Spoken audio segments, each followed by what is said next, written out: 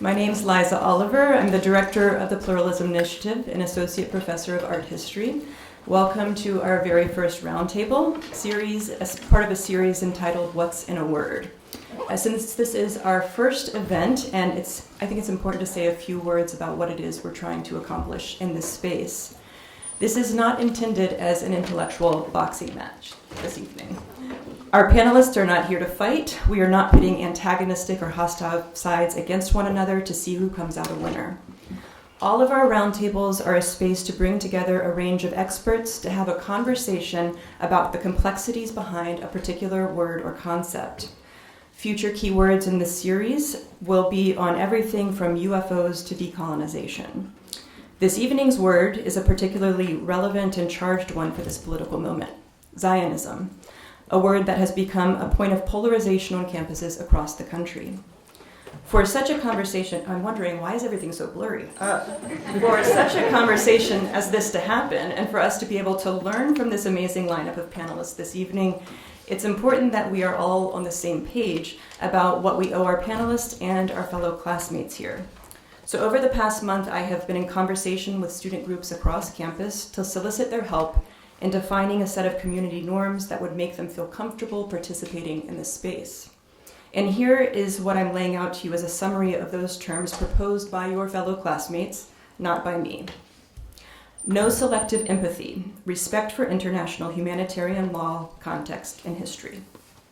No phones out or recording. It's important that this is a space where people feel like they can ask questions without the consequences or social repercussions. A presumption of good intentions of your fellow classmates. Despite whatever unbridgeable differences of views exist in this room, or seemingly unbridgeable, no one here is your enemy. And being given the space to react. We all understand that this is a subject that elicits strong emotions in many, and strong reactions are okay. What's not okay is when those strong reactions become so disruptive that they impede on other students' ability to learn while here. And I hope that this goes for faculty as well. It's not just students. And lastly, being okay sitting with your discomfort. Again, these are not the norms that I am dictating to you. These are the norms that have been set by your fellow classmates. And I'm taking everyone's continued presence in this room from this point forward as their implicit agreement to the terms of that social contract that we're entering into together. And with that very long-winded opening, I will now introduce our speakers, our panelists, who are not sitting in alphabetical order. Oh, actually they are, just reverse, thank you. From the left to right, Omar Dajani is professor of law at University of the Pacific and a leading expert on legal aspects of the Palestine-Israel conflict. In 1999, he was legal advisor to the Palestinian negotiating team in peace talks with Israel, ultimately participating in the summits at Camp David and Tava. He has also served as a diplomat with the United Nations Special Coordinator for the Middle East Peace Process. Ezzedine Fishere is a distinguished fellow at Dartmouth College, where he teaches in Middle Eastern Studies and Jewish Studies. Prior to Dartmouth, he was a professor of political science at the American University in Cairo, a diplomat to Israel for the Egyptian Foreign Service, and a diplomat with the United Nations Special Coordinator for the Middle East Peace Process. He is also the author of 9 novels in Arabic, 2 of which have been nominated for the International Prize in Arabic Fiction. DerekPenslar is the William Lee Frost Professor of Jewish Studies at Harvard University and director of Harvard's Center for Jewish Studies. He is the author and editor of 7 books on Jewish history and the history of Zionism, including Zionism, An Emotional State, and Unacknowledged Kinships, Postcolonial Theory and the Historiography of Zionism, both from 2023. Dahlia Scheindlin is a political scientist, regular contributor to Haaretz, and fellow at Century International. She is the author of The Crooked Timber of Democracy in Israel, Promise Unfulfilled, published in 2023. She conducts the ongoing joint Israeli-Palestinian Public Opinion Survey together with the Palestinian Center for Policy and Survey Research, and she was a founding member of Plus 972 magazine, independent journalism from Israel-Palestine. And the discussion this evening will be moderated by our own Stacie Goddard, Betty Freyhof Johnson, 44 Professor of Political Science and Associate Provost for Wellesley in the World. Her research addresses the question of state legitimacy, and she's the author of several books, including Indivisible Territory and the Politics of Legitimacy, let me start that again. Indivisible Territory and the Politics of Legitimacy, Jerusalem and Northern Ireland, published in 2029. I really can't do dates. I messed this up at Academic Council too. Jerusalem and Northern, published in 2009. With that, please join me in welcoming our panelists.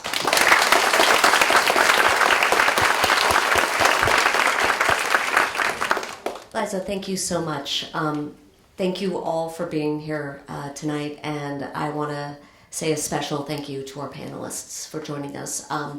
As the moderator, one of the things that I really try to do is become familiar with the work of panelists, and as you've already gotten a bit of a sense from Liza's introduction, the work that we have here today is immense, it is sophisticated, it is such a rich terrain on which to have this conversation. So I'm very lucky. We're very lucky to have you here. So today's panel is on the word Zionism. Right? Not an easy word to define, with a range of connotations. Right? How is it that a single word can mean both a secular nationalism, and both a religious commitment? How can Zionism mean both a yearning for liberation and a will to domination? How can Zionism mean both the desire to have a homeland and a denial of another? How do we begin to reconcile, to understand all of the ways in which these meanings permeate and underlay this concept of Zionism? And I want to use the definition, this kind of abstract opening, posing it to each of our panelists, and I'm just going to go right down, starting directly from my left, so with you, Derek. How do we get our minds around the complexities of this concept of Zionism? Do you have a definition of Zionism that you work with? And if so, what is it? This works? Okay, thank you. The Israeli author Amos Oz famously said that Zionism is a last name or a family name, and it has many first names. He compared it to a family members who might not like each other very much. Sometimes they can't stand each other, and yet they do have a family resemblance, and the same thing is true for Zionism. It's a word that was invented in the early 1890s, really to describe a sense of Jewish nationhood or peoplehood. That's what the word meant back then. It had a connection with the notion that Jews should, in the language of Zionism, should recreate a Jewish homeland in or within Eretz Israel. That is what today we would call Palestine or historic Palestine. In the Jewish tradition is called Eretz Israel, or the land of Israel. It's very vague. And that's what Zionism historically has been. There have been at least 8, 10, 12 varieties or sub-varieties of Zionism. They differ, again, secular versus religion, hostile towards the Palestinian Arab population, friendly and welcoming towards it, interested in issues of language and culture, interested primarily in issues of power. All of these are fungible, and all of these are varied. So you cannot look at the world as it is in 2024 and say, oh, this is the way it has always been, and this is the way it always must have been and must be.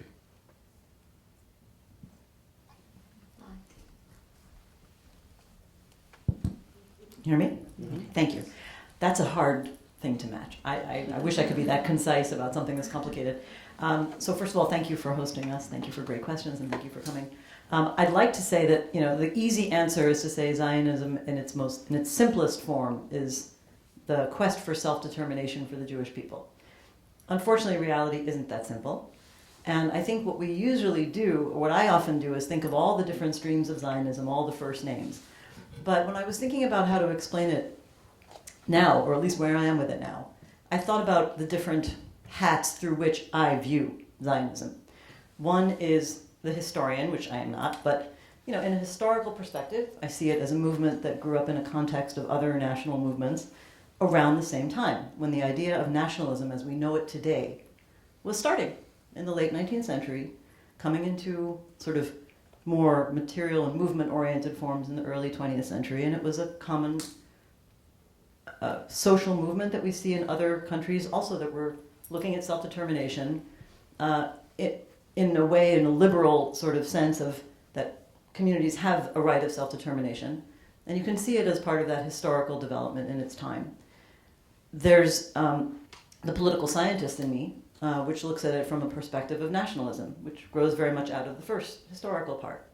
And nationalism can be a very exclusive, often chauvinist kind of movement. National identity, or countries that are based on national identity, always have a tension between the insider and the outsider. There are no nations who are nation states that are actually homogenous, right? They all have somebody who will be in the outgroup. And so in that sense, Zionism faces some of the same conflicts and contradictions. There are ways to try to reconcile the in-group in a national community with those who are not members of the national majority, but they oftentimes do come to conflicts. And I have more to say about all of these, but to give my colleagues time, I'm going to try to move on quickly. Another way of approaching this, from my mind, and again, I'm not a sociologist, but in a sociological sense, I have to name how Zionism is understood, how the word is understood, how the movement and its policies and its expressions are understood. And I think that where we are now is that when somebody says Zionism, Palestinians will hear it as a reference to an oppressive system. They will always hear it that way. And of course, anybody who understands the Palestinian reality will hear it that way. And that's all they will hear. And that's a reality. And when Israelis talk about it, they will hear it as natural. They won't really question what it means. They'll just say we're Zionists because we're Israeli. It just seems like an overlapping thing. Of course, I'm talking about Israeli Jews. Palestinian citizens of Israel don't see it like that.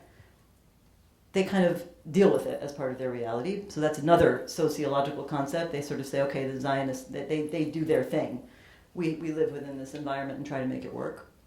But you have to acknowledge that if you're talking from one side of that debate and you use the word Zionism, the other side is going to hear it in that way.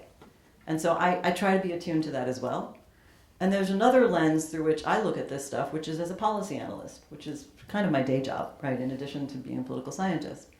And from the policy perspective, the current form of Zionism that has become dominant in Israel, no matter how the majority of Israeli Jews think about it in this kind of innocuous, vague way of like our national identity, the policies that are being put into place are expansionist and perpetuating an oppressive military authoritarian regime that is increasingly permanent and increasingly naming that reality. In other words, for decades we could sort of say, well, maybe they're waiting for a change of the political policy that will mean that Zionism becomes something a little bit more bounded, that has to struggle with internal issues but is no longer an occupier. We're past that.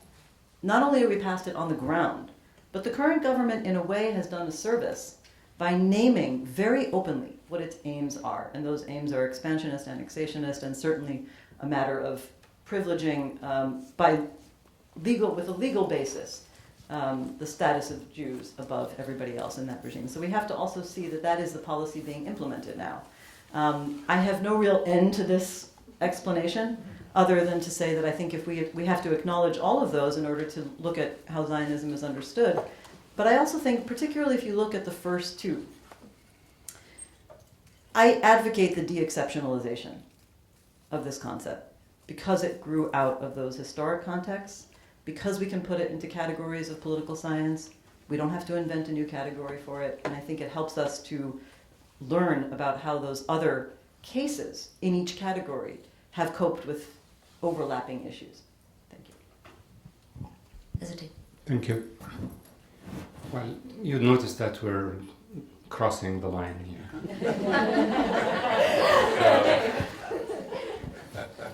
So, the discourse might change a little bit.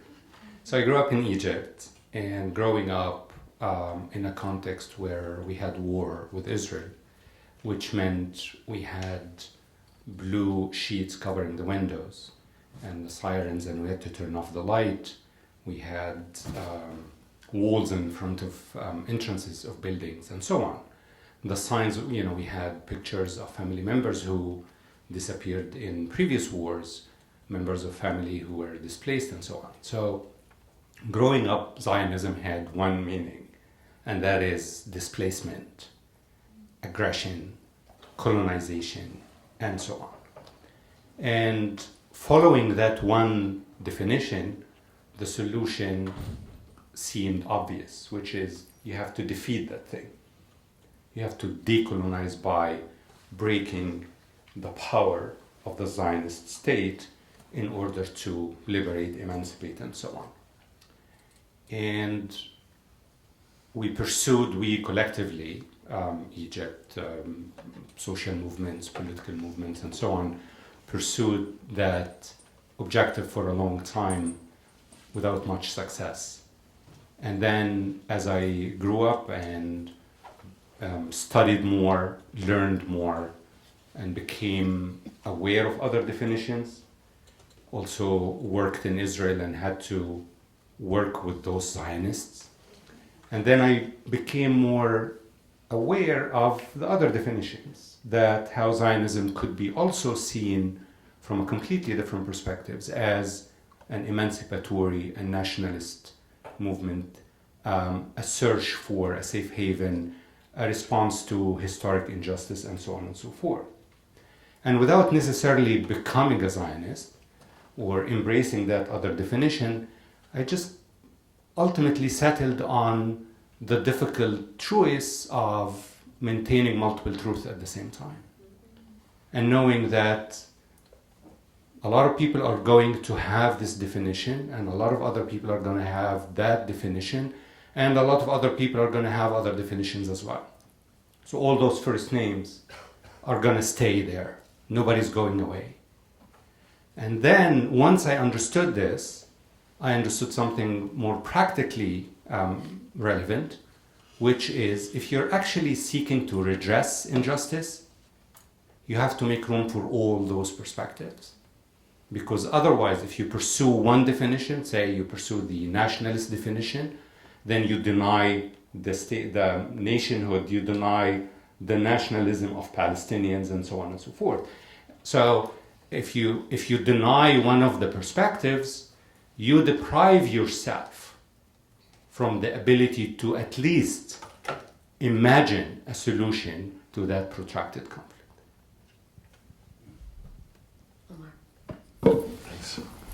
Thanks so much from me as well for inviting us, and thanks to all of you all for joining us today. As the Palestinian in the group, I have a particular experience of Zionism, or my family does at least.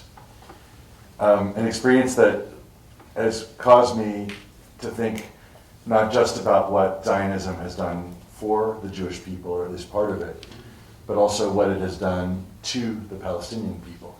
And I'll start off by saying that, of course, my perspective, echoing Ezzedine's a little bit, initially focused very much on the latter, on what it was to be on the receiving end of a national movement that, and we'll talk a little bit more about nationalism shortly, a national movement that conceived itself, drew itself in a manner that, for the most part, left us outside of its framework. And left us outside the framework despite the fact that the national movement also focused on a territory where we resided. And so for us, as Palestinians, Zionism looked like the idea that powered our dispossession, the idea that transformed us from a native population living on our land to a population of refugees, that transformed us from folks who tilled the land to a substantial extent, a displaced population, to a great extent, of urban dwellers in camps, whether in Lebanon or the suburbs of Syria or in the Gaza Strip or outside of Nablus. It caused us to go, it placed us in a position of becoming supplicants, of becoming foreigners in strange lands, of being objects of suspicion, the kinds of folks whose presence was looked upon as problematic. If we were too rich, we were regarded with hostility and with a sense that we were only taking care of ourselves. If we were too poor, we were regarded as a burden.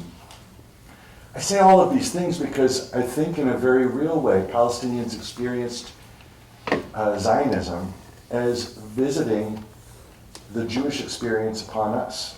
That our lives were transformed into those that Jews through Zionism were seeking to liberate themselves from. And so that was very much my entry point to thinking about this. But I'll just say two things more.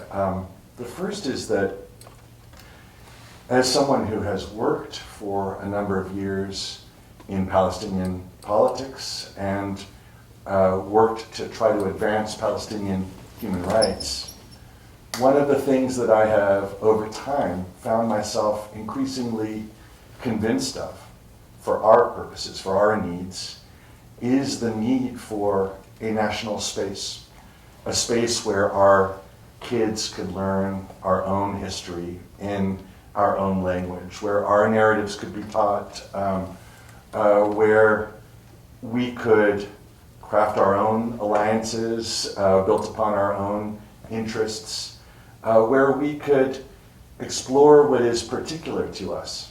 And the more that I've traveled down that path, the more I find myself understanding what fueled the Zionist movement in the first place. Similar kinds of impulses drove those considerations. Now, of course, as my colleagues have said, there are a range of different kinds of impulses, a range of different ideas behind this, and it's very difficult to think of them in only one way. But the more that I have moved down the path, I wouldn't call myself a nationalist, but moved down the path of thinking about the value of statehood for Palestinians, the more I've come to understand that perspective. I'll say one last thing, which is this. My writing partner, Mira Sukharov, who is a Canadian a political scientist who's Jewish, she did a survey a couple of years ago in which she asked North American Jews about their attitudes toward Zionism. And she began by offering a few different definitions of what Zionism might mean, and getting a sense of the extent to which people not only identified with those definitions, but would support Zionism in those circumstances. And so some of the definitions turned on some of the ideas my colleagues here have laid out, self-determination, on the idea of Zionism as being a framework through which Jews could live in a Jewish and democratic space in the land of Israel, the extent to which they could live in a Hebrew-speaking space. The idea not only of an ingathering of exiles, that is sanctuary, but also the idea of being in a cultural space where you could feel a sense of community and attachment. And with regard to those definitions, the people whom she surveyed not only said, yes, that's my idea of Zionism, but to a very substantial extent also said, yes, I would embrace that. Some 70%, when Zionism was defined in those terms, expressed a sense of solidarity with that definition. But then Mira did something interesting. She said, let me try to frame Zionism in the way that Palestinians experience it. And so she said, if Zionism is understood as a system that promotes Jewish supremacy in the space of Israel-Palestine, that excludes people from holding rights based upon their ethnicity or their religion, do you support it? Do you identify it? And the identification went from 70-something% to 10% or so. And it's a powerful survey, not just because it reveals the different ways in which people understand what Zionism means, but also, particularly in this intense moment that we're living on campuses, where Zionist gets sort of thrown out as a proud label and hurled as an epithet, it's really crucial for us to understand what people mean when they're saying it, because either as badge of honor or as epithet, they may mean very, very different things to different people. I want to pick up on this and kind of pull in the definitions and tie them to the political landscape we're seeing today. So this will pick up on the first names, and this will definitely pick up on the question of nationalism. And Omar, I want to pull out something that you were saying here. You've done a lot of work, both in your academic life and in your work as an activist and politician, on what nationalism means, both Zionism and Palestinian nationalism, for the possibility of coexistence. And you've done a lot of work to think about what are actually the impediments of the way we think about nationalism to creating some sort of nation state. I know in particular, the organization you work with, The Land for All, spends a lot of time thinking about how we can have a cohesive, unified nation state and also these two ideas of statehood. Can you tell us what's the impediment? Where does nationalism stand in the way? And where are the ways you could see it moving forward? Sure. So, they're such rich questions, and I'll try to be less long-winded than I was a moment ago. Try is the operative word. I have two more things to add. I know. Don't say I have two more short things. Two more short things, yeah, exactly. So I think that, as Dahlia was saying, that there is a lot of value to trying to understand Zionism in a broader context, to not exceptionalize too much, and to remember that at its core, or at least one of its cores, it is a national movement, and that the nationalism and the nation state is a new arrival in what we call the Middle East. Prior to the 20th century, it had not made many inroads at all. And in the space that we're talking about, Israel-Palestine, it had been under Ottoman rule for 4 centuries prior to the advent of the 20th century. And that's important to us because Zionism turns on 3 ideas that are new and that are sources of contention. So one idea is that states belong to nations, right? That when we talk about a nation state, what we're talking about is a state that in some fashion not only is associated with a particular nation, but serves that nation, belongs to that nation. Whether we're talking about, in regard to Israel, the Jewish people as a nation, or when we talk about Syria, the Arab people, therefore marginalizing Kurdish citizens of Syria. So there's this idea of the state belonging to the nation, which is a new development of the last couple of centuries. Secondly, there's this idea that when we talk about the nation, that we should think of it not in the way that we, for example, do here in the United States, or the way the French do, as being something you can simply opt into, but a nation as being linked to peoplehood, an idea that the Germans, for example, very much embraced. And German nationalism had a huge influence in many places, including on the development of Jewish nationalism in the 19th century.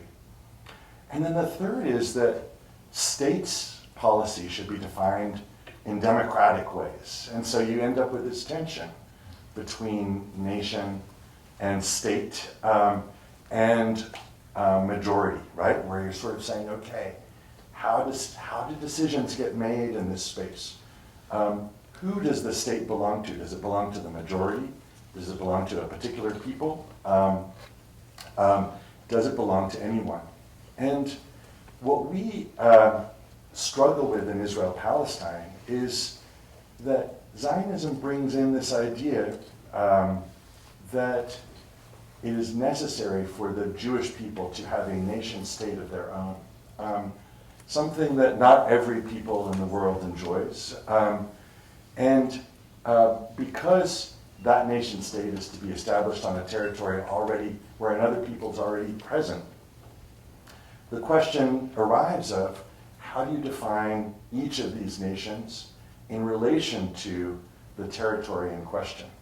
Now, because I've been already talking for a long time, I'll defer speaking about a land for all maybe until the end of our discussion. But what we have been trying to do is to sort of say, okay, is it possible to revisit the relationship between nation, state, and territory in order to make this less of a zero-sum game? I'll leave it at that for now. Derek, I want to pick up on your comment about various individuals in this shared family of Zionism. And one of the ones you name and you think is predominant right now is catastrophic Zionism, which you define as a Zionism that has fear for the survival of Jews outside of Israel and for the state of Israel itself.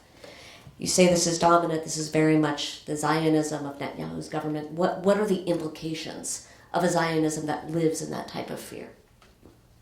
Well, it was go back to understand that there's two very different kinds of fear that have underlain Zionism from its very beginning. One is for Jews who lived in parts of the world where they were relatively well treated.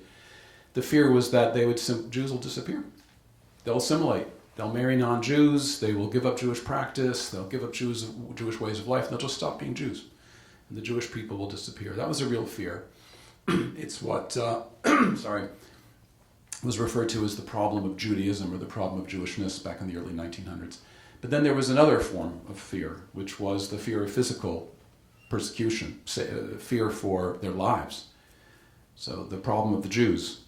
And this was a very widespread and I think quite justified fear when you look at the persecution of Jews in the Russian Empire, in Romania, and by the way, at times in the Middle East as well in the 19th century, although in general the situation of Jews in the Middle East was far better than it was in Eastern Europe. There were some very, very difficult circumstances for example, in Morocco in the middle of the 19th century, and things that would bring the Jewish world in the countries where Jews have been emancipated to try to advocate on behalf of Jews in the Middle East as well as Eastern Europe. And I just mention this because sometimes people romanticize the experience of Jews in the modern Middle East as having been perfect. It was far from perfect. It was better than Eastern Europe. But there was a real fear. And when Theodor Herzl wrote his little pamphlet called The State of Jews in 1896, he does like a catalog. He says, all these countries in the world where Jews are really in physical fear, they are being persecuted, they are being killed. What are we going to do about it? Now, Herzl was actually an optimist. He believed we could create a Jewish homeland. And by the way, although he wrote a book called The Jewish State, he was not committed to statehood. He was committed to being a province of the Ottoman Empire or some relationship with a European power. He was actually quite flexible. He said, we need something, a place to call home, to quote the name of a really cheesy Australian soap opera that some of you may enjoy. See, I guess some of you, it's my guilty pleasure. But the physical security of the Jews was a really serious issue for the Zionist movement. Now imagine that multiplied 20, 30, 50-fold in the wake of the Holocaust, when an entire civilization was destroyed. European Jewish civilization was destroyed by the Holocaust. 2/3 of all the Jews of Europe were killed. Well over 5.5 million, perhaps 6 million people were killed. 90% of Polish Jewry. An entire civilization is wiped out. So the tendency in the Zionist movement, even going back earlier in time, to catastrophize was reinforced by the real catastrophe that befell European Jewry. The problem since 1948 has been that there's been a conflation of two very different kinds of challenges. One was the horrific genocide that destroyed an entire civilization. The other is a very real territorial conflict with the Palestinian people, but also a conflict with the Arab world and the Muslim world as a whole. And there was a tendency in Israel from the very beginning to identify the Palestinians and Arabs in general with the Nazi, with the German oppressor. And you see this over and over again in popular culture in Israel in the 1940s, 50s, and beyond. There was a famous film in 1952, one of Israel's first feature films, where an Israeli soldier is fighting in the war of 1948. He shoots a Jordanian soldier, but wants to save his life, and he takes off the man's shirt or something and finds a SS, death's head, because this notion that Arab fighters are Nazis are Arabs, and so on. That conflation reached a kind of absurd height several years ago when the eternal Prime Minister, Benjamin Netanyahu, said that the idea for the Holocaust had been given to Adolf Hitler by none other than Mohammed Amin al-Husseini, the Palestinian national leader of the Arab Higher Committee in the 1930s and 40s. Now, this is not true. Hitler didn't need a whole lot of inspiration. He came up with the idea of the Holocaust on his own with some friends, as it were. But it tells you something. There's a lot of controversy about whether Netanyahu's political rhetoric is manipulative, whether he's just trying to stay in power, he's just trying to avoid going to jail. Dahlia understands these things better than I do, but I actually believe that to some extent he's quite sincere. That Netanyahu comes from a very staunchly right-wing Zionist family, really believes, sincerely believes, that the Jewish people are constantly facing existential danger, that the Holocaust was the proof of that the Arab world, to get back to Ezzedine's comments, the notion that Palestine must be liberated by destroying Israel, which was, after all, the reigning idea in the Arab world until well into the 1970s, that this is actually the heart of the problem, and the only way that Israel can survive and the Jewish people can survive is through militants. This is a catastrophic fear that I think genuinely motivates him. And let me actually tie this into Dahlia's comment about, you bring up the kind of driving force of fear. You brought up various forms of Zionism, and those in particular that are expansionist, right? That really have a vision of Israel as not confined by orders of 1948 or 1967, right? This is Judea and Samaria, right? To what extent has that become dominant, if not in the country, at least in the government? And what explains the type of lock-in to this vision? Well, it's interesting. I was wondering where you were going with the sentence about Netanyahu. You can say what you want about him, but the but that I thought you were going to say was he's not necessarily original. And in the sense that if you look at the roots of some of the policies now expressing the Zionism of today, as represented by the current government, they go back to the beginning of statehood and to some of the earliest streams of Zionism. But you don't need to go that far back, because as late as 1947, the Zionist leadership was pretty divided about what to do with this idea of partitioning the land. It was a compromise. When they thought about fulfilling, Jewish self-determination in historic Palestine, they thought about the British Mandate Palestine, and guess what? Some of them even thought about the other side of the Jordan, and maintained that commitment to the other side of the Jordan until the 1970s. So these are themes that have been with Zionism in various streams, but if you really look at the the different streams over time, certainly in the pre-state era, I think most of them saw all of historic Palestine as the place for that fulfillment. And when Ben-Gurion, David Ben-Gurion, the first prime minister, came to this decision, he wasn't prime minister yet, to accept the partition plan, I think that all parties, most of the parties, with the exception of the far left parties who wanted a binational state, saw it as a compromise. If you look at the history of the state of Israel, if you look at the history of Zionism as a whole, let's say, going back to the late 19th, early 20th century, the phase in which Zionism was limited geographically to what we now call the Green Line is a rather small historic window, right? And so whether or not people consciously adopted what we think of as a far right-wing ideology, what you have in effect is numerous generations of Israelis, 3-4 generations of Israelis, let's say 3, okay, whose only physical consciousness of the country is all of Mandate Palestine, right? Whether they think about the different regimes governing different territories, well, then you're talking about people who pay attention to this stuff, which you have to realize is a subset of the Israeli population. And so there is a layer of which I think we need to, like a top layer, in which most Israeli Jews just accept that that's the map of Israel, that big map, right? It's invisible to them. If you go to Israel now, you will not find a map with the Green Line. It's very hard to find one. I know because I take pictures of all the maps I see in public life. If you think about the concept that Michael Billig has written about of banal nationalism, the stuff that we forget because it's so obvious, that's where you see the big map. The map with the Green Line stands out. You know when I first started seeing it again recently? During Corona. Because all of a sudden it mattered. Where is Israel? Where does Israel want to take responsibility for this stuff? Okay. And then, and you still don't see it much nowadays. Actually, we see a new map now. This is a new map that I've never seen before. The whole of Mandate Palestine with just a little border around Gaza. Like, okay, we don't really want Gaza, even though there's some people who do. So starting off with a broad sense of like the forgettable understanding that this is our general imagined geographic zone. And then you have the people who consciously advocate a formal statement of permanent Israeli control and sovereignty over certainly the West Bank. Up until October 7th, we weren't really talking about Gaza. In fact, the policy was to try to separate between them and see them as different categories to be solved in different ways. Actually, Israelis started to bring back on the right wing the idea that Egypt will take it. This was something that we heard increasingly in recent years. And now you have a government that openly advocates. But the project of advocating sovereignty has been, I would say, very vocal for the last roughly 10 years. Before that, it was considered like something we're not supposed to say. It was there. It was happening on the ground, of course, the settler movement. But sometime in the mid-2010s, like 2014-15, it became something that was more openly advocated first by civil society, and by that I mean settler-driven civil society. We forget civil society is right and left. And then increasingly adopted by far right-wing parties, and then increasingly adopted and vocalized by what Israelis consider to be the mainstream ruling Likud, and that's Netanyahu's party. But none of it is particularly new. So then the question is how many people support that? And I would just make one distinction here, although it's increasingly not such a strong distinction, and that is between what we call the ultra-nationalist parties, who are always advocating expansion.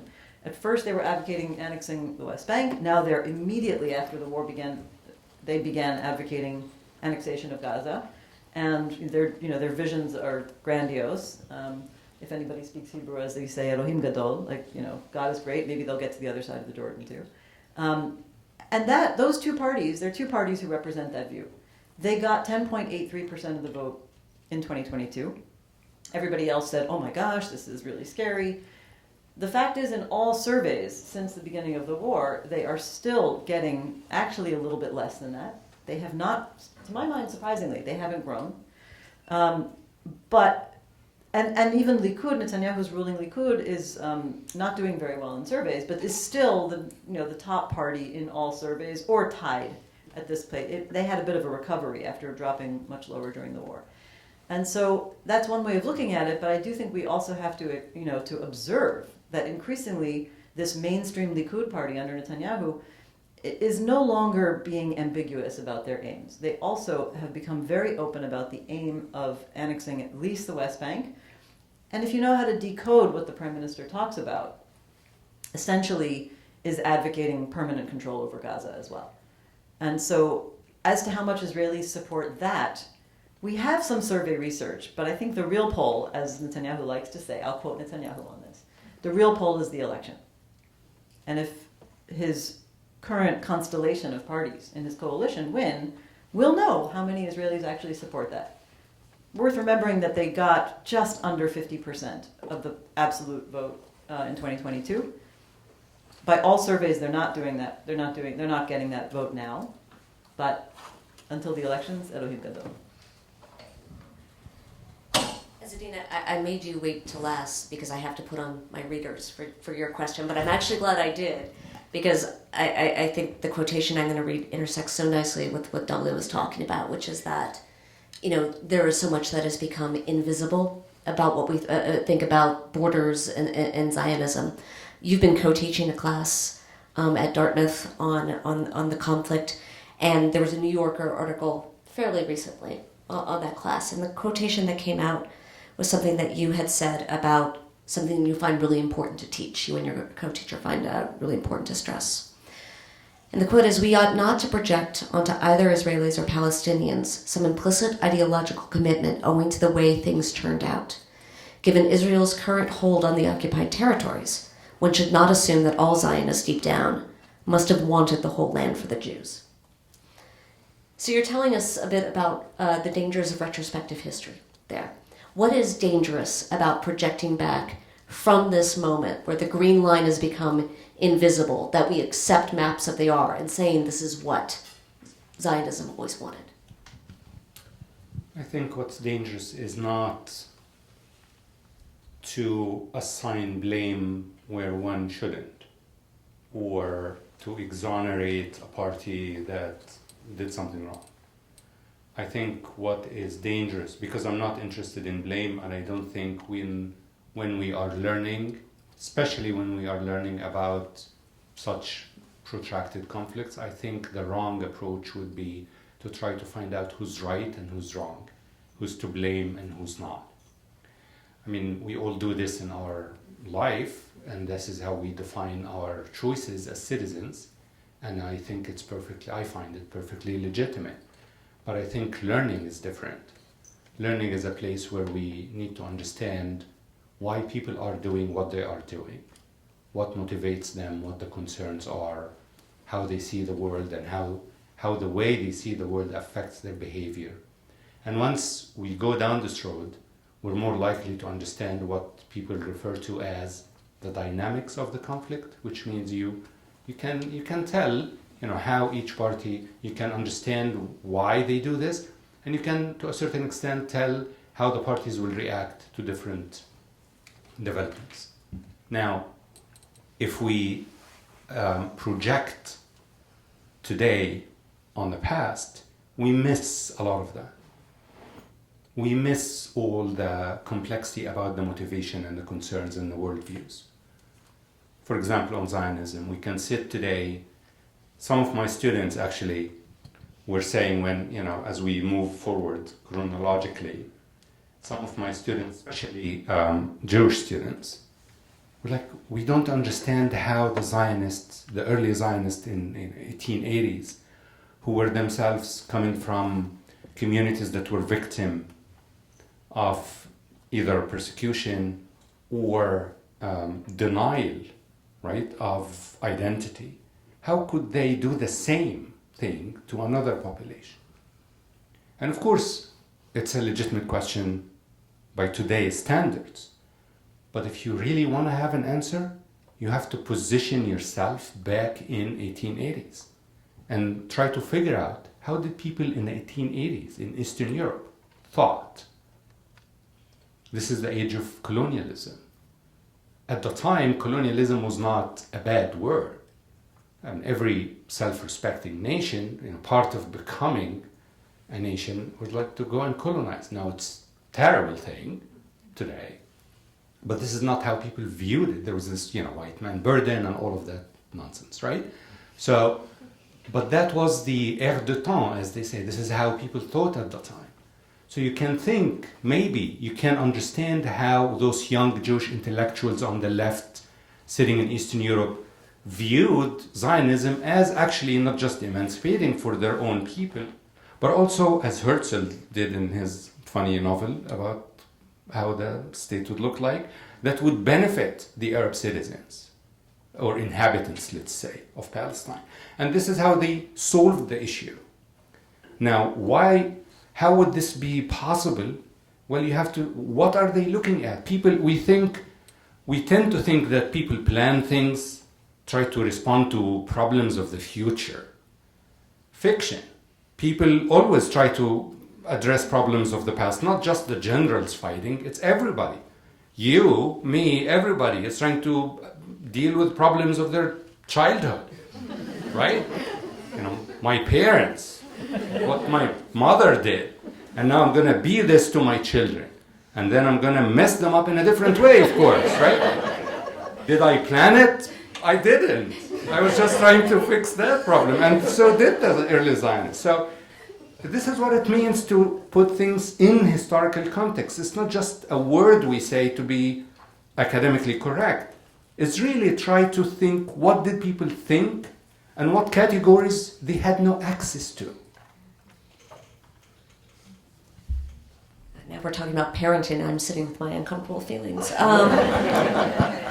I do now, and I think part of what you're saying is so important is thinking about the fact that, too, all of this is relational, right? We can't take this out of the interactions in the moment. And for that reason, we've been talking about Zionism. We cannot talk about Zionism without talking about Palestinian identity, right? And Palestinian political identity. And again, these are questions. I have different variations for each of you, and I do want to assure the audience so that we will be opening up at some point and taking questions as well. But Dahlia, here, I wanted to take a little bit more of the data that I know you've done that I'm aware of. You've surveyed not only Jewish citizens of Israel, but also Palestinian, and I guess not surprisingly, you have found them increasingly polarized during this war. Can you talk a bit about what this polarization looks like, and whether or not is it a fundamental rift, or is it something that is more situational at this moment? Okay, well, I mean, I do polling among Palestinians who are both citizens of Israel and those living directly under occupation, and including in Gaza. And I don't conduct the surveys among Palestinians under occupation myself. I work with a Palestinian polling colleague, Khalil Shitaki. And I think that when we talk about polarization, you're probably referring to the difference between Jewish Israelis and Palestinian citizens of Israel who see the war in fundamentally different light. They are completely polarized about it because, a great majority of Israeli Jews feel the war is justified and feel that very, militant perspectives. I mean, it's not necessarily always a consensus, but, there are dark things in there. The war is justified, the number of casualties is justified, the majority are against humanitarian aid, although that's changing over time. But very difficult opinions right now, and largely because what Israeli Jews think is that Palestinians on October 7th, and this is how we ask the question, Palestinians, were trying to commit genocide. 66% of Jews agree with that, or choose that response when we gave them 4 possible reasons for October 7th. 2 of them were extreme. One is that they were trying to commit genocide. One is that they wanted to expel everybody from the land that they would conquer. Another is that they wanted to conquer land maybe without expelling. And the other was that they were trying to defend themselves. 66% of Jews chose the genocide answer. 27% chose the conquer and expel answer. Some didn't know, and only, I think it was 3% who chose the self-defense answer. Now, here's where you get the polarization, okay? Among Palestinians under occupation, those in West Bank, East Jerusalem, and Gaza, we had almost a mirror image response. So not polarization. But we asked them the same question. What is Israel trying to accomplish with this war? 61% said they want to commit genocide. 27%, the exact same 27%, said they want to conquer land and expel us. 2% said they're doing it in self-defense. And then there was the middle answer. So that's an example of a mirror image. But on everything related to the justifications for the war, for the justified number of casualties among Palestinians, where Jewish Israelis show a huge majority, you have tiny percentages among Palestinian citizens of Israel who support anything to do with the war. Or, for example, with relation to support for a hostage release deal that involves a ceasefire. This is not exactly polarization, but big gaps. Israeli Jews are kind of divided. They're majority, 48 or 55% who support it, and only maybe 30 who reject it under any terms, like we were talking about. Among Palestinian citizens of Israel, 90% support it, no matter what. No matter what, because they want both. They want the hostages released and they want the war to end. And so it's a consistent, huge gap in terms of who supports what policy immediately on the ground. It's also a big polarized gap between Jewish and Palestinian citizens over perceptions of the other. So we ask things like, to what extent is it possible to trust Palestinians? Well, Jews, very few of them say they can trust Palestinians. This is a great example where you have a mirror image on the Palestinian side. Tiny percentages say you can trust Jews. But among Palestinian citizens of Israel, they are more trusting of both Jews and Palestinians, of course. We also have been asking in recent years humanization or dehumanization questions, asking people to rate the other on a scale of 0 to 100. The results are very dark, okay? Again, mirror image between Jews and Palestinians under occupation, very high portions of the dehumanizing side of the scale. But among Palestinian citizens of Israel, they have a humanizing score for both sides, okay? So in a way, they are the outliers. And I'll give you one last trend that is very consistent over time. Over the last decade or so, decade, 15 years, support on both among Israeli Jews and among Palestinians under occupation for anything related to democratic peace agreements has been declining. It's now a minority on both sides for any kind of political solution like that. But there's one population between the river and the sea who always support two-state solution, maybe even more support for a one-state solution than most people, any kind of democratic political agreement, 2 states in a confederated approach, which Omar and I are both involved in, and any concession to get there, and that's the Palestinian citizens of Israel. They also support more democratic principles than anybody else. They support civil liberties, they support human rights. So basically they are the ideal citizen population. And this ties in, Ezzedine, I wanted to bring up, to say that you are anti-authoritarianism would be an understatement. You have done Anti-authority in general. Exactly. I mean, you have done a lot of work, again, not only scholarly, but in your personal life as well on this. I wondered if you could talk a bit about particularly Palestinians in Gaza, and their relationship with the government of Hamas. Right? Hamas has obviously been in power since 2006, and as much as we do see arguments for collective punishment, the Palestinians in 2006 elected Hamas, there's been no other chance for an election, right? And public polling, there was an Arab Barometer report that came out just before October 7th that suggested that Palestinians in Gaza have no use for Hamas. So how would you describe that relationship? And do you think it is shifting in the wake of October 7th? Could I concede this question to Omar Dajani, given that he probably has a better understanding of Palestinians in Gaza than I do? If you would like, but I would still like to hear you on anti-authoritarianism and the Palestinian movement. Why don't you start with that, and then I'll talk about it. Okay, I'm a survivor of the Arab Spring in Egypt. So I have this very strong anti-authoritarian kind of attitude and disposition, but I became suspicious of people who are anti-authoritarian in the sense, or pro-human rights in the sense that they are very keen on defending their rights and very keen on defending their freedom, but not so keen when it comes to others' freedoms and rights. And I think one of the main reasons this becomes an issue is nationalism. And the idea that there is a greater cause that deserves sacrifice, including sacrificing human rights and sacrificing values that we are otherwise would be committed to.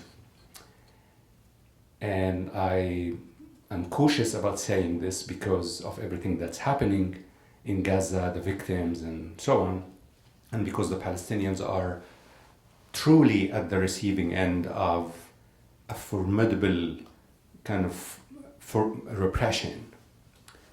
But I see how, given that repression and given the pain and the despair that's created by both occupation and violence inflicted on them, how it becomes attractive sometimes to sacrifice ideas of freedom and rights and in the name of national emancipation, national liberation. I've seen the same thing happen in Egypt, in not similar, but in situations that recall the same dynamic. And by experience, I know when you sacrifice those values and rights in the name of something else, you end up with neither, and you become only what you have accepted in the process. And I think that applies to everybody, not just to Palestinians. It applies also to Israelis. So if you say, as an Israeli, survival and so on, in the name of survival, national survival, I'm going to look the other way and accept massive atrocities and lack of care for human life because of national survival, probably those atrocities are not going to achieve the national survival, and just you end up becoming the person who condones that kind of atrocities. The same thing for Palestinians, and we have seen this with suicide bombings, targeting civilians, and so on. Again, if we apply the same principle of locating this in historical context, we understand where it's coming from. It doesn't mean we like it or approve of it, but we understand where it's coming from. Did I answer your question? Omar, since he was handing you the question as well, would you like to comment on that? Sure. In some ways, my answer is an echo of Ezzedine's. I think that when we think about Palestinian democracy, it's impossible to evaluate it or to chart its course without reference to the constraints that have been placed upon it by the circumstances Palestinians are living in. And those circumstances include being dispersed across a range of different territorial spaces. And that's true broadly speaking. So the Palestinian population is spread not just across Israel, the West Bank and Gaza Strip, but also into the surrounding countries where Palestinian refugee communities reside. And that's the reason that historically the Palestine Liberation Organization, which was for many years the uncontested, sole legitimate representative of the Palestinian people, and played a really significant role in international diplomatic contexts as that representative. It's because of that dispersion that the PLO had this kind of quasi-representative structure where you had student unions and women's unions and factions, all like in different places engaging in discourse, vaguely democratic, and sending people to represent them in these vaguely democratic sort of institutions at the national level, PLO institutions. And so on the one hand, you've got this dynamic of dispersed governance, very, very decentralized, and somewhat democratic. And then in the West Bank and Gaza Strip, you have kind of the opposite. What you have is a population that is fragmented, to be sure. Palestinians exercise control over a very, very limited amount of the territory, and even the control that they exercise is very constrained. So they have limited territorial and functional jurisdiction, analogous in the West Bank to what municipalities enjoy here, what the City Hall here in Wellesley can manage to do. A little bit broader in the Gaza Strip with other constraints upon it. Now, what that's meant is that Palestinians, on the one hand, understand that they are not voting in elections, that they're not voting in elections for the government that controls most things about their lives. Like most really significant decisions about Palestinian lives are not taken by the government in Ramallah, they're not taken by the government that used to sit in the Gaza Strip, they're taken by the government in Jerusalem, which Palestinians, other than Palestinian citizens of Israel, don't have access to. And that recognition means that sometimes the level of confidence in Palestinian democratic institutions already starts out being pretty low.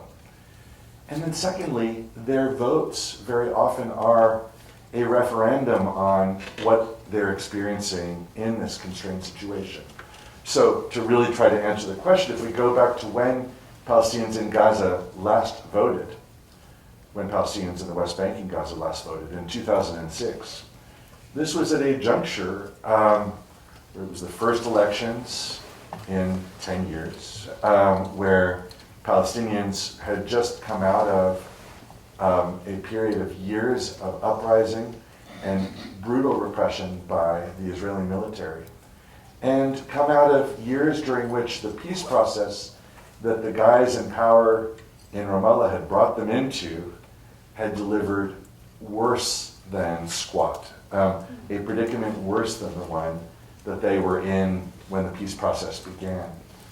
And so they saw that election not as a means of delivering a leadership that's going to be able to transform their lives, because they know their lives are governed from Jerusalem, but instead as a means of saying, we are going to register our disapproval with the people who have led us into this mess. That's how Hamas was elected in 2006, how that list was elected. And that's not a way for me of disavowing responsibility. Even in our spaces, we've got to exercise agency, to my mind. I think that's very important, not to say we have no ability to do that. Our choices do have consequences in every one of these situations. But I think that it is particularly perverse when you hear in the discourse today people say they elected Hamas, and therefore everything that's happened to them over the last year is their own doing. Because most of the population of the Gaza Strip right now, a literal majority, was not born when Hamas was elected in 2006. Derek, I want to bring this back to you and talk about uncomfortable arguments. In your book, you make the argument that as the Israeli state was established, a lot of the hatred and fear that had been directed at the British became lodged in the Palestinians, right? Jewish citizens towards Palestinians. How has that, do you think, shaped Palestinian identity? And one of the things you say, actually I want to flesh this out a little bit more, is that it's not recognized. That oftentimes the Jewish citizens of Israel don't recognize the way that hate and fear motivates them. It's kind of in a way, this response to, Omar, what you were just saying. I mean, the fact is there are people who are consumed by fears and angers. Sometimes they're justified. You know, anger, a pop psychologist once told me, is a quite legitimate emotion because it's an expression of unmet needs. You know, sometimes you have good reason to be angry with people. Sometimes you have good reason to be afraid of people. I don't know if you have good reason to hate people, but and the fact is that, after all, the Arab world did not want a Jewish state to be created. It did not want Palestine to be partitioned. It was very clear that the state of Israel would not be welcomed in the region. Palestinians resisted, understandably. Arab states invaded to try to prevent the establishment of that Jewish state. In other words, the state of Israel did not develop animosity towards Palestinians or towards the Arab world simply in a fit of absent-mindedness. There were real reasons. On the other hand, as I said earlier, those fears and those hatreds were then magnified because of the trauma of the Holocaust. And this is a very strange thing for us to try to get our heads around in 2024, almost 80 years after the end of the Holocaust, is that Israel is now 3-4 generations past that, and yet it is still traumatized. And this very clearly is, you see this in the rhetoric of October 7th, which is routinely described as the greatest massacre of Jews since the Holocaust. If you say since the Holocaust, you're bridging the two. Ironically, among the many people who have criticized that conflation is an Israeli scholar, Yonatan Dekalchen, whose own son was kidnapped on October 7th and is either languishing in captivity in Gaza or is dead. But the Prime Minister has also referred to the Hamas and Nukba forces as neo-Nazis. I mean, he actually explicitly has said that. Right, so this kind of language, it can be instrumental, it can be manipulative, it can also be quite sincere. So on one level, all I'm saying is that these hatreds don't come from nowhere. They're not completely irrational. To look at the kind of blood-curdling, hateful language directed and policies directed against Israel during 1948 through the 1950s and 1960s and beyond, we simply cannot ignore that.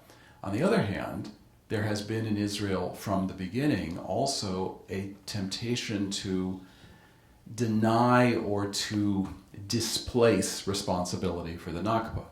And it's something that I can sum up rather humorously, if it's dark humor, but it didn't happen, it wasn't that bad, and it was somebody else's fault.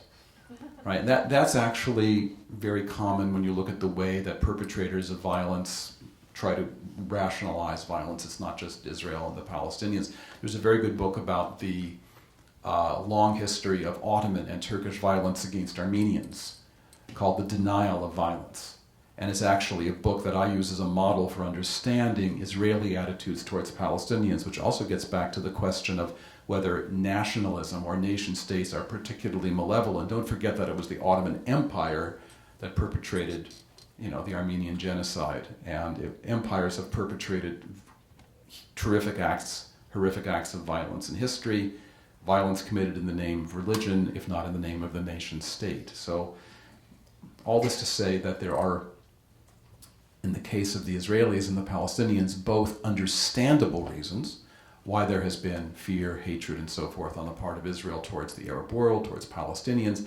But on the other hand, there's an elision or an evasion of openly admitting what happened in 1948, that Israeli forces expelled or forced the flight of about 750,000 Palestinians who were dispossessed. What's odd about the current war in Gaza, or the war on Gaza, depending on your politics, is that Nakba language is coming back and being legitimized in a way that it wasn't previously. So I forget which right-wing Israeli politician said early in the war, we're going to perpetrate Nakba 2.0. It's very much like Holocaust denial by neo-Nazis who say the Holocaust didn't happen, but we should do it again. There's something very similar here. The Nakba didn't happen, but we're going to do it again. So in a bizarre way, the elision and the evasion from previous years is now being set aside because of the sense that there's an existential war, which gets back to Dahlia's point about the sense that this is a war against génocidaires, against those who would commit genocide against you. In that kind of atmosphere, hatred flourishes. Because just to finish, hatred is a form of animosity in which you feel the only way that you can be secure is for the person whom you hate to either be permanently removed from you, distanced from you, or destroyed. And that's unfortunately what we've been talking about for the last hour or so, are the crystallizations of various forms of discomfort and animosity into hatreds. I do have one final question, but I'm going to look to you, Liza, to see, do this or open it up? I think we should open it up. So it's too bad, it was a great question. But anyway, I think we should open it up. You've all been very patient. So do we have any questions from the audience? Hi, everyone. Thank you so much for a really thoughtful panel. It's not easy to do. It's not easy to do here, not easy to do anywhere. We're talking about Zionism, and we're doing it in the United States. And one of the things I've been thinking about a lot lately is that I think there are more Christian Zionists in this country than there are Jews and Palestinians in the entire world.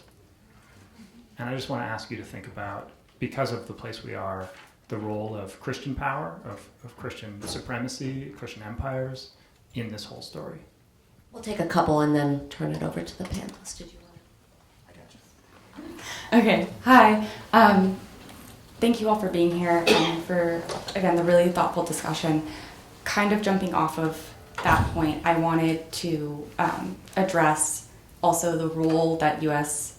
involvement in supporting Israel, in the legitimization of Israel, especially with the United Nations, how that kind of, and also the economic considerations of oil in the Middle East, how that has also played a role in the continuation of this conflict. So also with Christian Zionism and looking at that Zionism specifically, how American nationalism and the rise of American nationalism has played into all of this. And I guess I'm wondering, as we go from here in the future of Zionism, do you see Zionism as becoming increasingly secular and increasingly more of a movement towards the increased authoritarianism and return back to extractive colonial practices that we see? Does anybody want to take up the question about the influences of Christian Zionism and American support? Maybe. Go for it. I mean, you know, I just want to show some respect for the people who are, there are, actually this is a strange thing to say, but there are people who really research the phenomenon of Christian Zionism as their theory, so it's, as their field. It's not mine, but I do think it taps into some interesting things that I can weigh in on. One is that, Christian Zionists are supporting Zionism for quite a different reason than Jews. And we sometimes need to remember, the Jewish Israelis, that, if the Christian Zionists, specifically evangelicals, have their fulfillment, of what they are hoping will happen, will be gone. So I sometimes think it's a strange, they're strange bedfellows, but I suppose, that the Israeli political leadership isn't too troubled because they don't believe in the Christian version. They don't think it's ever going to happen. So they basically say, fine, if they're willing to support, our right-wing vision, and it is essentially a partnership of the Israeli right, which again, I have to qualify that because so much of Israel kind of falls into that Israeli right wing. But it's a partnership of very, very strong convenience for the Israeli right-wing leadership because they can use the financial support from Christian evangelical communities. And you see, if you go to settler communities, you'll see buildings, centers, major permanent installations with cornerstones attributed to some of the evangelical leaders. And they certainly appreciate, well, Netanyahu has made, one of his key legacies will be making the American political relationship more partisan, as opposed to the traditional bipartisan view of, American support for Israel. And because he has kind of tried to link the fate of Israel to the Republican side of the map, he's perfectly happy to have that partnership in which the Christian nationalists or evangelical communities support Republican leaderships using that issue. So it's weird to watch the American political debate, play out on which side is going to be more pro-Israel, and as if the Republicans have like a monopoly over that issue. So I think that's one factor that it's important for understanding, analytically Israeli policy that tries to benefit from that situation. The other thing that you made me think about, I'm not sure if this was your question, but you did end your question by saying something like the responsibility of the Christian world in a more general sense. Did I understand you correctly? Maybe not, but it made me think of the fact that I do think there is something about that on the European side of the map as well. If we look at specifically the role of Germany, policy-wise towards Israel, other than with the exception of yesterday, because yesterday Germany announced that it might be suspending its weapons export licenses, but for the most part, Germany is a very, very stalwart ally that kind of takes with it all of Europe in, kind of rhetorically being critical of certain Israeli policies, but essentially unable to break through any policy change on the part of the European Union. And I think there is a sense of European and maybe partly Christian guilt, over the Holocaust.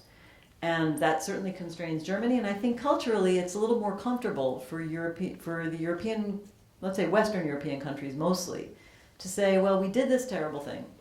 And so, yes, we want to, show our support for a two-state solution or for Palestinian human rights, but, oh well, it's not happening. But it appeases their sense of guilt.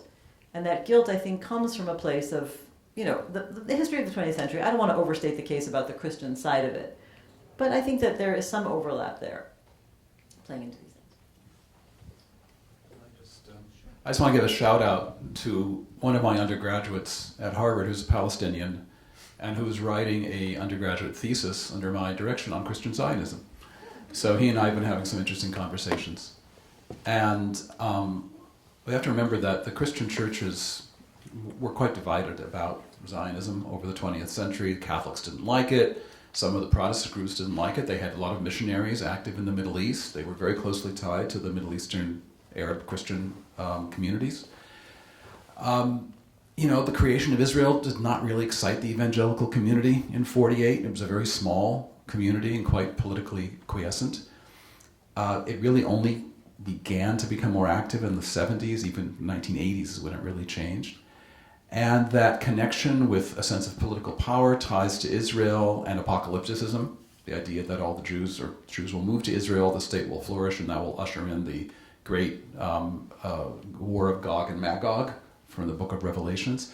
All of this there are forms of Protestant doctrine that sort of adumbrate this in the 19th and 20th century, but it wasn't popular, or it took different forms. All this to say that the Christian Zionism you referred to, it hasn't always been like that. It's really the last 40 years. And if you look at the demographic data, the children of the evangelicals, the people who are your age, are much less likely to be supportive of Israel than their parents. In other words, evangelical Christianity is just as flexible and fluid as anything else.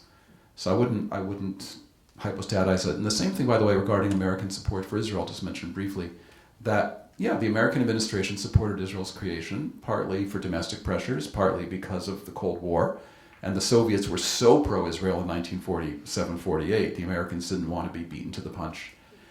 Israel's relations with America were actually pretty cold in the 1950s. They warmed up a bit under Kennedy, a bit more under Johnson. They didn't really warm up until Nixon, for reasons that, I teach a whole class on. The point is, it had a beginning. It wasn't in 1948. It happened much later. And as Americans' strategic interests change, as the demographic nature of America changes, America's relationship with Israel will change. Okay. Yes, and can I just, for instance, I'd really love to hear your comment on this question, because oftentimes I struggle with the idea of, is this, or how much should we be talking about American power in that, or is that a little, we were talking about this earlier, hegemonic? kind of approach that. But please take that question however you wanted to. Okay, and just quickly, in addition to the power of Christian Zionism, massive electoral power, there's also how this plays out with religious Zionism in Israel, and not just the 10%, but the influence they have on the narrative in Israel beyond the 10%, and tie those two with the growing ability of Islamists on the Palestinian and Arab sides to define the narrative about Palestine. And the three together make things, number one, much more complicated, but number two, raises the question about whether this conflict is changing from just being a Palestinian-Israeli or an Arab-Israeli into being also Israeli-Israeli and Arab, and so on and so forth. Right? So there is a religious, but there is also inter-community dimension. So it's kind of, I think it's a transformative change. And that speaks to your question about secularism and future Zionism.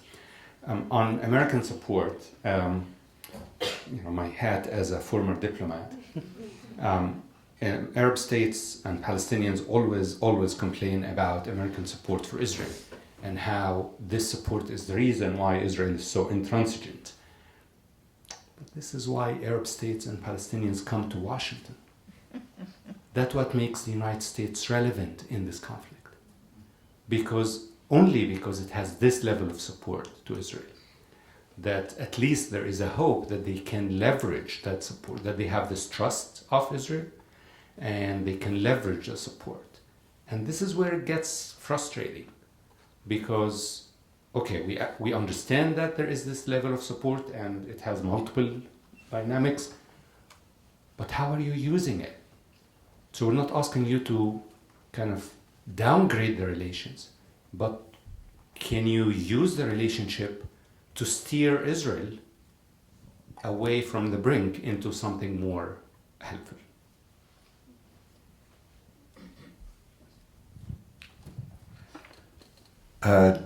Just one thing about Christian Zionism, and then I'll turn to your question. I was in some meetings in Washington in February doing some work for this movement that Dahlia and I are very involved with, the Land for All, which we will tell you about before the evening is out. We were meeting with folks from the State Department and from USAID. And what was really striking was the sense of hands being tied by executive branch departments. And they felt that their hands were tied not so much by the ideology of President Biden, though that's been an issue, but by Congress, and in particular by Republicans in Congress who, by virtue of the influence of evangelical constituents, felt that they had very, very little room to move. And what's really interesting is that a general support for Israel, rooted in, as Derek was saying, perhaps a particular reading of Scripture, has morphed into a deep familiarity with a set of talking points, so that you've got constituents coming from Kansas and from Texas to Washington and saying, like, we need UNRWA defunded, and being very emphatic in their demands that no Palestinian refugees are going to get American money. And so what we're really seeing in the United States is a shift with regard to who is advocating certain positions. I would just say one thing in relation to your question, which is that while I don't see a rise in secular sort of thinking, I maybe see the opposite in a range of contexts. I do think that there is a shift afoot, and it's a worrying shift. I realize that as someone who teaches international law, that I may be a bit of a missionary for it, and it's hard to be a missionary for it in this period of deep unbelief in it, particularly in this country. But I mean, what is striking to me is that I think we're confronting in relation to all sorts of different dynamics around the globe, whether we're talking about climate change or we're talking about our relations with Russia and how that plays out vis-a-vis Ukraine, or we're talking about Israel-Palestine. We're seeing a breaking down of confidence in systems, a breaking down of rules despite the Biden administration's invocation of a rules-based order. And I think that breakdown is in part a function of a skepticism about the value of these systems, a skepticism about their very bases. And I see that all the time in discourse in Israel-Palestine, in and on Israel-Palestine, this sort of sense of like, what is this nonsense international law? What has it got to do with this space?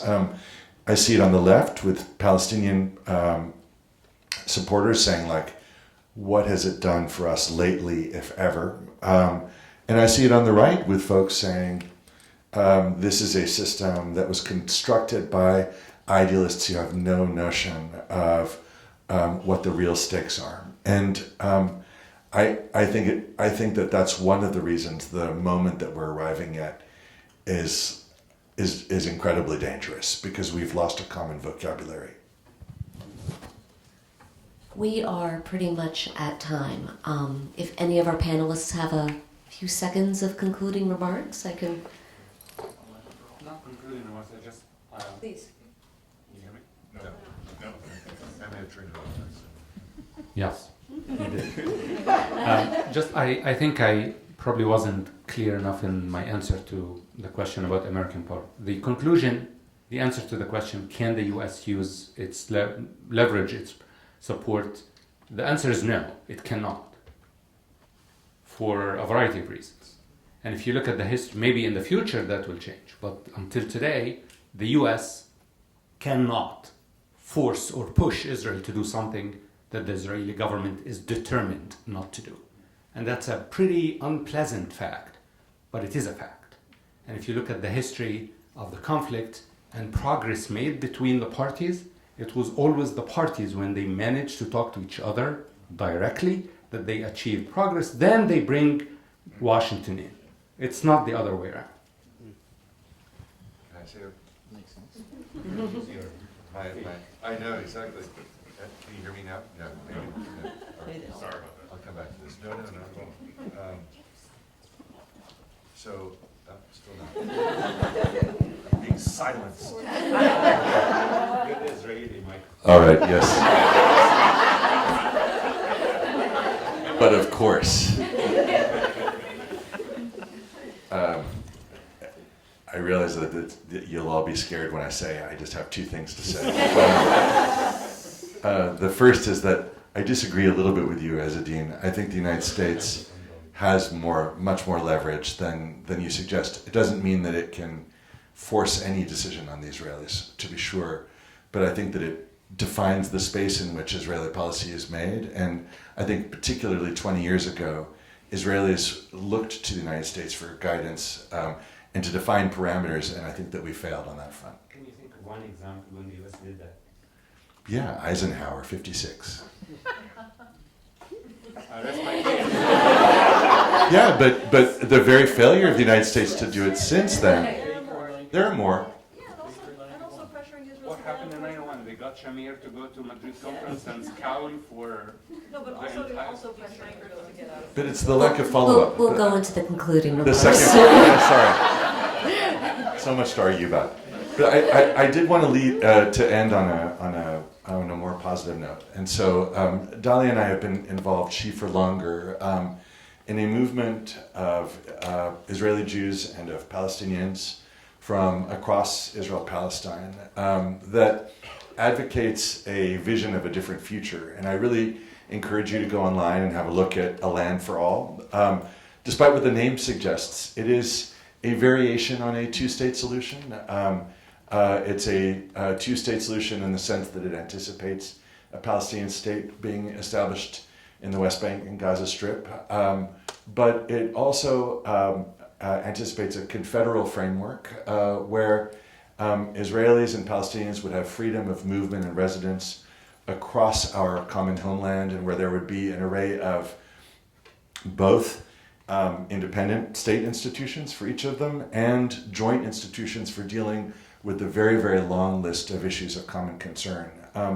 And the reason why we think it's an important thing to think about is that at this juncture, to our mind, it's necessary not just to think in the ways that we did for so many years about just what little small step we can take forward in this incredibly bleak moment, but instead to think all the way forward, to think about a vision for the future that it's possible to get behind, a vision that accommodates Zionism, that also accommodates Palestinians' desire for self-determination, and that defines a practical framework within which we can live together in equality and equal partnership.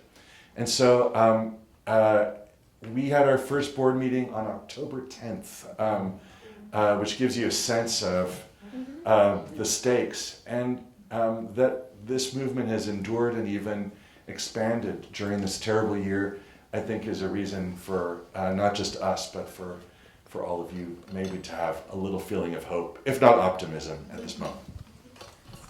I think that's as good a place to end as any. Did you? Yeah, I thought we were all going to get a little. You all get something. Go for it. Yeah.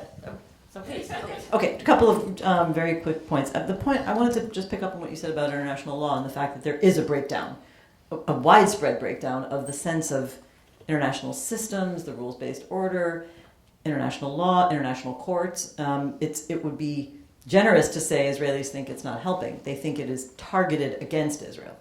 And one of the reasons why there's this breakdown from all sides is because international law has been so inconsistently applied over the years and over decades. And Israel and Palestine have been a big part of that, but not the only ones. So I just want to bring it back to my advocacy in the beginning for de-exceptionalizing this. It's not to say we should normalize what's going on now, but we need to understand that these standards apply to everybody equally, and that's the only way to revive, I think, a commitment or even a sense of trust that these institutions can have anything to offer us, which is why we need to see this conflict as one of other conflicts and understand where they overlap and where they fit into these categories. The second point is just to go back to something we discussed briefly in the middle, which is the question of nation and state, where they overlap. And, I want to just point out the concept of Zionism as a national identity that is then part of a state of Israel essentially is similar to what other nation states that are defined as nation states, as opposed to those that have civic national principles, like the US, Canada, Australia. They're in a different category, right? You have nation states like Germany that talk about the German people in their constitutions, and in the very same preamble, oftentimes in the very same line, guarantee equality of all citizens. It's not impossible to hold those ideas together. The implementation is difficult. It doesn't solve everything. None of these nation states have resolved the tension between their national identity and the equality of all citizens, oftentimes naming and recognizing other minority groups, national minority groups, or national other groups, whatever, within their body politic. And so these are tensions that have to be managed, but they can sort of coexist in state frameworks. And the tension between them can be channeled into institutions rather than violence. And the last thing I will just say is that everything Omar said about the two-state confederation through land for all, I agree with. Derek, I've ceded my microphone in all authority. Do you have a final comment? Very brief. I'm very grateful to all of you for coming and sitting through a couple of hours when you could have been doing, I'm sure, many other things. And I hope that you'll talk with your classmates and your friends about what has happened this evening. And I just want to know that I want you to know if you have any questions about, I don't know who's teaching like Israel-Palestine conflict here at Wellesley. Longer story. Okay, well, I'm saying that if you have any questions about bibliography, send me an email. I'm the only DerekPenslar in the world, so if you just Google my name. I think my email may have been scrubbed from Harvard's website because I was getting so many threats in the last few months, but there are ways to find me through my department, and I'm happy to answer emails. I'm happy to provide bibliographic information because this is, I just want to end with a very brief story. During the encampment at Harvard last year, there was a sign in the Harvard encampment that read, "It's not complex." Right? The conflict is not complex. It's a very simple story of oppressors and oppressed and good guys and bad guys. And I can tell you something, regardless of your politics, however you feel about this situation, it is complex. And I'm just really glad that you were here tonight and that you let us talk about some of those complexities. Can you all please join me in thanking him for coming tonight?